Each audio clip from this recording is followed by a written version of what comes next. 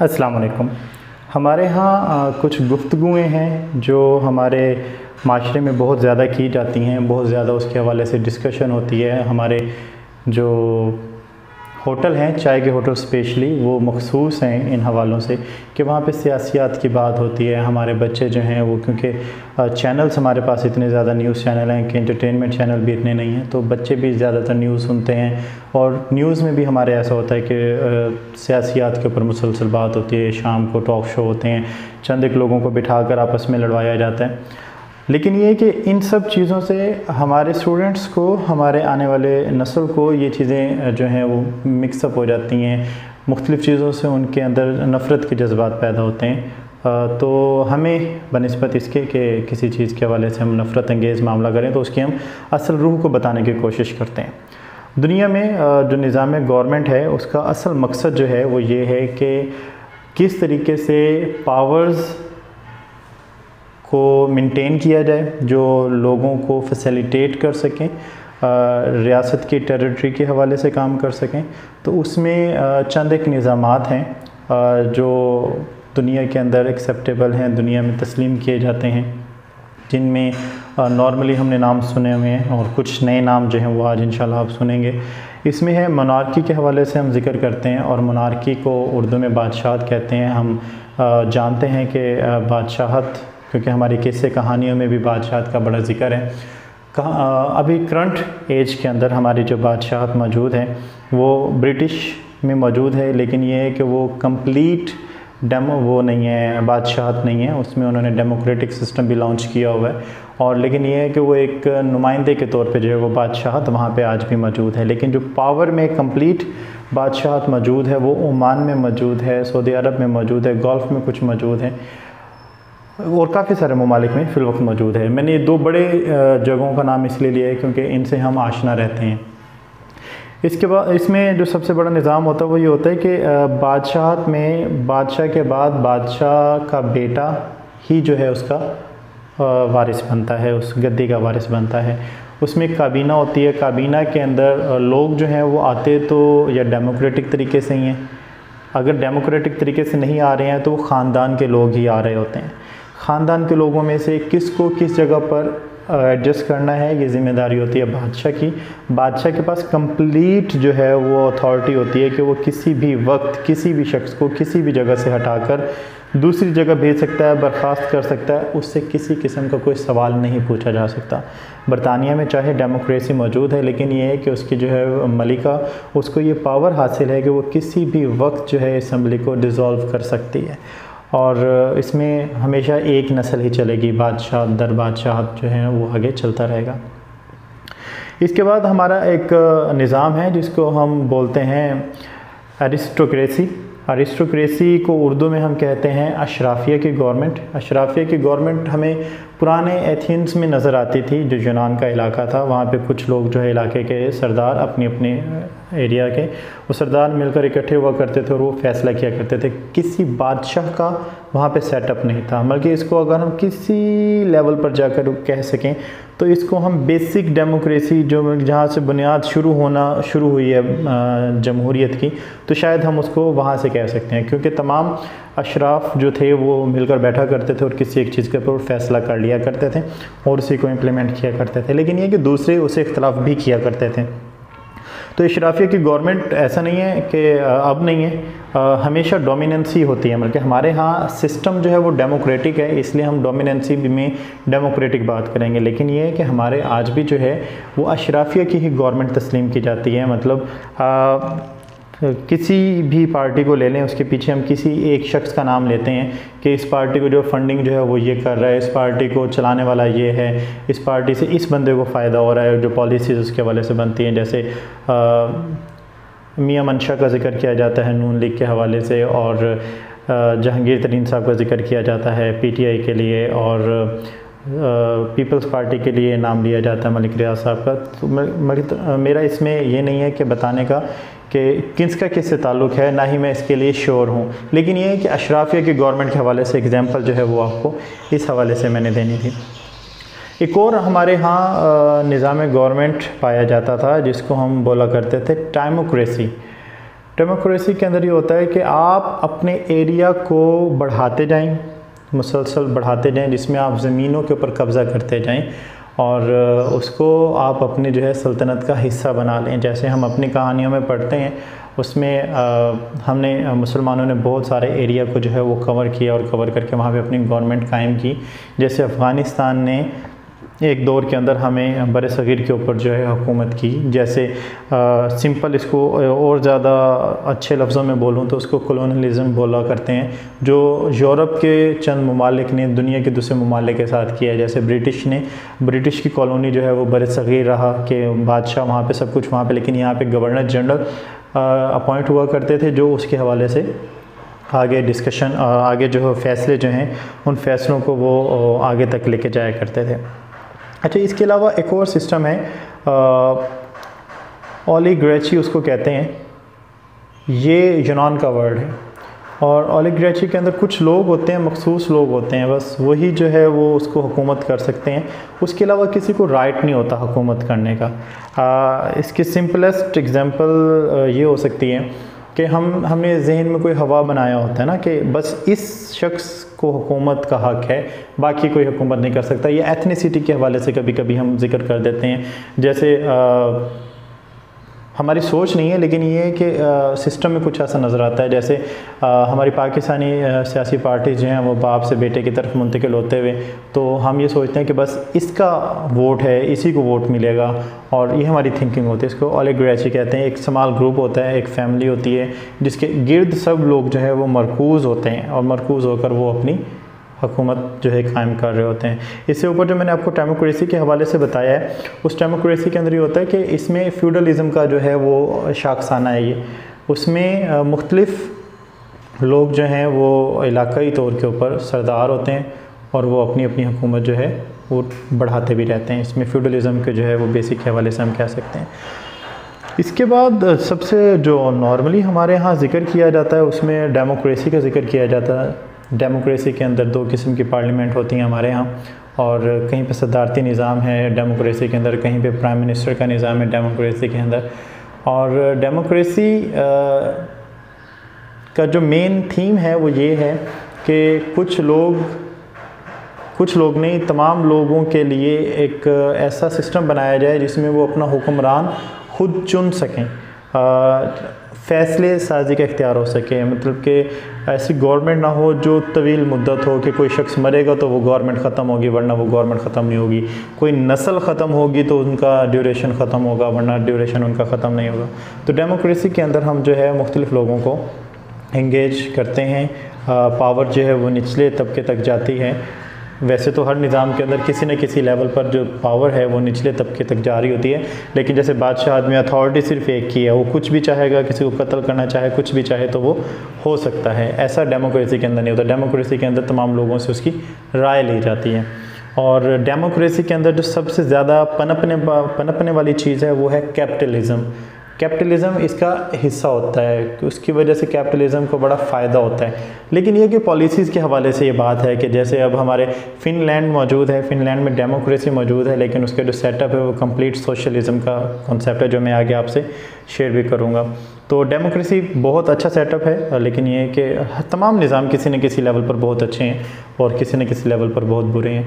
लेकिन इसमें सबसे बड़ा मैटर करता है कि आपकी आवाम उसके मुतालिक कितना शऊर रखती है, क्योंकि लोग तो किसी भी तरीके से चुनेंगे हम, तो वो जब तक अच्छे नहीं चुनेंगे तब तक मामला सही नहीं होगा।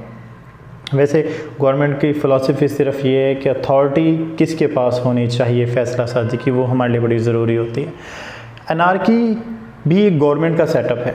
अनार्की में मोस्टली ऐसा होता है कि हम जो कबाइल का जिक्र करते हैं, कबाइल में कोई गवर्नमेंट नहीं होती है, कबाइल में हर बंदा अपना सरदार खुद है। हम इसको पाकिस्तान के कुछ कबायली एरियाज़ में भी देख सकते हैं, दुनिया के और मुख्तलिफ़ कबायली एरियाज़ में देख सकते हैं। इसमें इंडिविजुअलिटी होती है। इकनॉमिक्स जो है उसका कोई सर पैर नहीं होता है, मतलब कुछ चीज़ें बाहर से आ रही हैं, बिक रही हैं, सेल हो रही हैं। इलाकाई जो नवाब है उसने अपना टैक्स लिया हुआ है, उसने जाते हुए अपने इलाके से गुज़रने का वो टैक्स लेगा। जैसे यूरोप के अंदर ये बहुत बड़ा मसला था कि जब वर्ल्ड वॉर हो रही थी या उससे पहले इकोनॉमिक्स के मामला थे, तो उनको एक इलाके से दूसरे इलाके तक जाने के लिए पता नहीं कितने टैक्स देने पड़ते थे, स्पेशली इन जर्मनी। जो पाकिस्तान का सबसे पसंदीदा और पाकिस्तान में सबसे ज़्यादा डिस्कस किया जाने वाला निज़ाम हुकूमत है, उसको हम कहते हैं डिक्टेटरशिप के हवाले से हमने बहुत सुना हुआ। पाकिस्तान को 35 साल का अरसा डिक्टेटरशिप में रहा है। पाकिस्तान कोई 7 साल के करीब या 5 साल के करीब का अरसा जो है वो नेशनलिज़म, सोशलिज़म, कम्युनिज़म, हालांकि गड़बड़ कर देते हैं, हालांकि तीनों चीज़ें अलग अलग हैं, तो उसमें गुजारा है। उसमें सबसे बड़ी बात ये होती है कि आर्मी जो है वो ओवरटेक करती है, टेक ओवर करती है रियासती इदारों को, रियासत को, तमाम निज़ामात वो चलाती है। उसमें किसी किस्म की अपोजिशन नहीं होती है, उसमें किसी किस्म की आइन नहीं होता, उसमें बस ये है कि जो ऑर्डर दे दिया वैसे सब चीज़ें चल रही हैं। और जो हमारा निज़ाम मुमलिकत चलाने के लिए निज़ाम होता है, उसमें स्पेशलिटी ये होती है कि जो रूटीन वाइज चीज़ें चल रही हैं वो तो चल रही हैं, अब जो नई चीज़ उसके अंदर ऐड करनी है, जो हमारी सोसाइटी की ज़रूरत है, उसको ऐड करने के लिए बस वो अथॉरिटी, क्योंकि वो आर्मी के पास होती है, तो उनके पास जो वो ऑर्डर कर देंगे वो तस्लीम शुदा होगा, ना ही वो असम्बली में जाएगा, क्योंकि असम्बली नाम जैसी चीज़ हो भी तो वो बराए नाम सी चीज़ होती है। इसके अलावा एक निज़ाम है जिसको हम बोलते हैं एथनोक्रेसी के हवाले से हम कहते हैं। बहुत फिल्में आपने देखी होंगी जो यूनान की हैं, या मैं सिंपलेस्ट इसकी एग्जांपल दूं तो हम एग्जांपल दे सकते हैं गेम ऑफ थ्रोन की, जिसमें वो मलिका होती है, वो कहती है कि क्योंकि मेरा ब्लड वो है एक ख़ानदान से है जिसकी वजह से मैं हुकूमत कर सकती हूँ। इस तरह दुनिया में बहुत सारे ममालिक जो अफ्रीका में मौजूद हैं, वहाँ पे ये है कि ये सेम ब्लड जो है ना, बस ये हुक्मरानी का रखता है, हुक्मरानी की वो रखता है कि हमारे हुक्मरान इस ब्लड के हो सकते हैं, इस ब्लड के अलावा कोई हमारा हुक्मरान नहीं हो सकता। मुसलमानों के एक फ़िरका के अंदर भी ऐसे ही एक कॉन्सेप्ट मौजूद है, लेकिन ये कि वो थोड़ा सा डिफरेंट है, वो हम उसको आगे इंशाल्लाह डिस्कस करेंगे। एक और निज़ाम है जिसको हम टेक्नोक्रेसी कहते हैं। सारे निज़ामात जो हैं वो मिले जुले होते हैं, लेकिन ये है कि आपको इन सब के अप्रोचेस के हवाले से पता होना चाहिए। टेक्नोक्रेसी में ये होता है कि टेक्निकल लोग जो होते हैं वो ज़्यादा अच्छे तरीके से अपनी फ़ील्ड को जानते होते हैं, और मखसूस लोग होते हैं जो रियासत के निज़ामात को चलाते हैं, जिसको हम अगर सिंपली समझने के लिए हम कहना चाहें तो हम इसको ब्यूरोक्रेसी के हवाले से भी कह सकते हैं। ब्यूरोक्रेसी में होता है कि तमाम जो इख्तियारात हैं वो इलाकाई लेवल पे जो है वो ब्यूरोक्रेसी के पास होते हैं, तो ब्यूरोक्रेसी से ऊपर जो है वो एक सेटअप ऐसा निज़ाम क्रिएट किया जाता है जो टेक्नोक्रेसी का होता है। उसके अंदर तमाम लोग जो है वो ब्यूरोक्रेटिक ज़िंदगी गुजार रहे होते हैं, ब्यूरोक्रेटिक मामलात होते हैं, ज़्यादा चीज़ें स्ट्रिक्ट होती हैं, ज़्यादा चीज़ें कानून के हिसाब से जो है वो ज़्यादा बेहतर तरीके से चल रही होती हैं। हमारे यहाँ एक वर्ड बड़ा मुतनफ़र किस्म का समझा जाता है सोशलिज़म या कम्युनिज़म के हवाले से। ये असल में इस्तिलाह है कार्ल मार्क्स साहब की और व्लादिमीर लेनिन की। इसमें ऐसा है कि जो कम्युनिज़म है उसमें एक पार्टी होगी, जस्ट एक पार्टी होगी, उस पार्टी के अंदर सेटअप हो सकता है कि वो डेमोक्रेटिक पार्टी हो, क्योंकि लोगों ने चुन चुना के एक दूसरे को ऊपर आना है, वो ऊपर आते जाएंगे तो वो एक सेटअप होगा, उसको हम डेमोक्रेटिक कह सकते हैं किसी हद तक। लेकिन ये है कि उसमें सिर्फ एक पार्टी होगी, दूसरी पार्टी नहीं होगी, अपोजिशन होगी तो वो भी विद इन द पार्टी होगी, विद इन पार्टी के अलावा कुछ भी ऐसा नहीं हो सकता। इसकी सिंपलेस्ट अगर एग्जांपल आज के दौर में हम देखना चाहें तो हमें रशिया के अंदर आज भी इसकी एग्जांपल्स मिलती हैं। सोशलिज़म के हवाले से चाइना और रशिया में, क्यूबा में भी है और चंद एक ममालिक में और भी है। इसके अलावा अगर हम देखना चाहें अगर सोशलिज़म के हवाले से, तो सोशलिज़म हमारे यहाँ क्योंकि एक बड़ा टाइम रहा है कि ज़ुल्फ़िकार अली भुट्टो साहब जो सोशलिज़म का नारा लगाया था, लेकिन सोशलिज़म की डेफिनेशन से थोड़ा सा हिलते हुए उन्होंने नेशनलाइजेशन कर ली थी। उसमें प्राइवेटाइजेशन नहीं होती है, बहुत अच्छी चीज़ होती है ये। सोशलिज़म जो फ़िल वक्त हमारे यहाँ मौजूद है वो यूरोप के 1-2 ममालिक में मौजूद है। सोशलिज़म में तमाम जो सर्विसेज हैं वो रियासत की ज़िम्मेदारी है, जिसमें हेल्थ है, जिसमें एजुकेशन है, जिसमें बाकी सर्विसेज मौजूद हैं। वहाँ पे कोई प्राइवेट हॉस्पिटल ओपन नहीं हो सकता, प्राइवेट स्कूल कॉलेज ओपन नहीं हो सकता।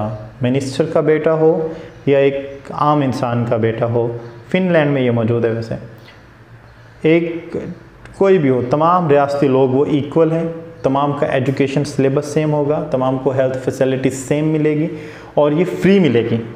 किसी को भी इससे ये नहीं है कि कोई ज़्यादा है तो वो ज़्यादा देगा, कोई कम है तो कम देगा, ऐसा नहीं है। अमीर के लिए भी फ्री है, गरीब के लिए भी फ्री है, और वो वाकई ही फ्री है।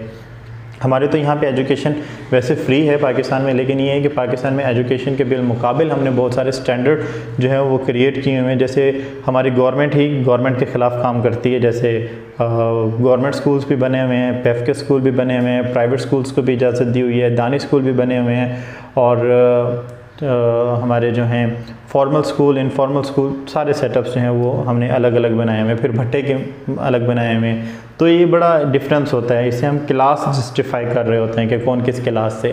पाकिस्तान में अभी जो देखा जाए तो ए लेवल, ओ लेवल जो है वो हाईएस्ट लेवल पे समझा जाता है। उसके बाद फिर university ranking, board ranking, class ranking, school ranking, ये सब चीज़ें जो है वो मैटर कर रही होती हैं। इसके बाद एक सेटअप है टोटल रेरियन, जिसको हम ज़्यादा डिफ़ाइन नहीं कर पाएंगे। उसकी वजह यह है कि ये दुनिया के एक मुल्क में है और उससे भी जो है दुनिया में बाहर ख़बरें नहीं आती हैं, जिसको हम नॉर्थ कोरिया कहते हैं। ये चाइना के बिल्कुल साथ में है, और साउथ कोरिया डेमोक्रेटिक है, जबकि नॉर्थ कोरिया जो है वो एक फ़ौजी आमिर की हुकूमत है, और वहाँ पे तमाम चीज़ें जो है वो हुक्मरानी उसी की है, रिलीजन जैसी चीज़ नहीं है वहाँ पे। वो भी जो है ऑन करती है रियासत, कि रियासत ही जो कहेगी वही आप कर सकते हैं। कल्चरल इवेंट्स वहाँ पर ज़्यादा होते हैं, बाकी ऐसा नहीं होता। एक और सेटअप है जिसको हम थ्योक्रेसी बोलते हैं। थ्योक्रेसी में ऐसा होता है कि जो उलमाए कराम होते हैं, मुसलमानों में उलमाए कराम, ईसाइयों के अंदर जो हैं वो प्रीस्ट के हवाले से, फादर के हवाले से हम कह सकते हैं, ये हुकूमत का हक़ रखते होते हैं थ्योक्रेसी के अंदर, और ये उस हक़ को डिफ़ाइन करते हैं अल्लाह ताला से, सुपर नेचुरल पावर से। उसमें ऐसा जैसे वेटिकन सिटी में पॉप जो कहेंगे वही होगा, उसके अलावा वेटिकन सिटी में कुछ नहीं हो सकता। ईरान के अंदर आयतुल्ला होते हैं जो सुप्रीम लीडर होते हैं, वो इसके हवाले से काम करते हैं, क्योंकि वो कहते हैं कि ये खुदा की तरफ से मंसूब है, खुदा की तरफ मंसूब करते हैं कि ये उनका नुमाइंदा है।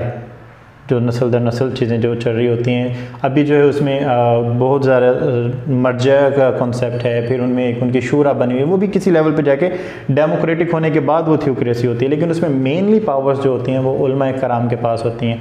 मुस्लिम ममालिक में थ्योक्रेसी जो है वो फ़िल वक्त सिर्फ़ और सिर्फ ईरान में मौजूद है, और अगर थ्योक्रेसी सेकंड नंबर पर देखी जाए दुनिया में कहाँ पर मौजूद है तो वो वेटिकन सिटी में मौजूद है। इसके अलावा दुनिया में किसी जगह पर मौजूद नहीं है। पाकिस्तान में शरीयत बेंच बना था, जिसका मकसद ये था कि आइन में, रियासत में जितनी चीज़ें हैं जो इस्लाम से मुतज़ाद हैं, मुतसादिम हैं, उनके हवाले से काम किया जाए। लेकिन ये कि उनको अथॉरिटी इतनी है कि वो अपनी सिफारिशात दे सकते हैं और कोई इम्प्लीमेंट नहीं करवा सकते हैं, उसको आइन का हिस्सा नहीं बनवा सकते हैं, उसको बिल नहीं बनवा सकते हैं। इसीलिए हमारे सूद भी ओपनली अवेलेबल है। हमारे यहाँ काफ़ी सारी ऐसी चीज़ें हैं जो इस्लाम के अंदर मना है, लेकिन ये है कि वो ओपनली मौजूद हैं हमारे यहाँ, हमारे एरियाज़ के अंदर। मुसलमानों के अंदर एक कॉन्सेप्ट है जिसको हम खलीफा कहते हैं, और खलीफा के हवाले से हमारे जो 4 अदवार गुज़रे हैं उनमें खलीफा चूज़ करने का तरीका जो है वो बड़ा हर दफ़ा अलग तरीका रहा है, जिसमें एक दफ़ा कि मैं वो आप सब बेहतर जानते हैं, मैं उस मसले में नहीं पढ़ना चाहता क्योंकि रिलीजियस डिस्कशन हो जाएगी तो ज़्यादा मुनासिब नहीं है, तो वो आप ज़्यादा बेहतर जानते हैं। और लेकिन इमाम गज़ाली ने इसके हवाले से जो लिखा हुआ है कि क्या खसूसियात होनी चाहिए एक हुक्मरान के अंदर, उसमें मेनली ये है कि वो बाअक़ल हो, बाशऊर हो और नॉलेज रखता हो, जो तकरीबन हर किसी के लिए होता ही है। तो ये कुछ निज़ामात हैं हमारे यहाँ जो दुनिया में चल रहे हैं, तो इसमें हम मुख्तलिफ़ निज़ामों को देख सकते हैं। अगर इसमें से किसी निज़ाम के हवाले से आपका कोई क्वेश्चन हो तो वो काइंडली आप कमेंट बॉक्स में लिख दीजिएगा, मैं इंशाल्लाह वो आपके साथ शेयर कर लूँगा। थैंक यू, अल्लाह हाफ़िज़।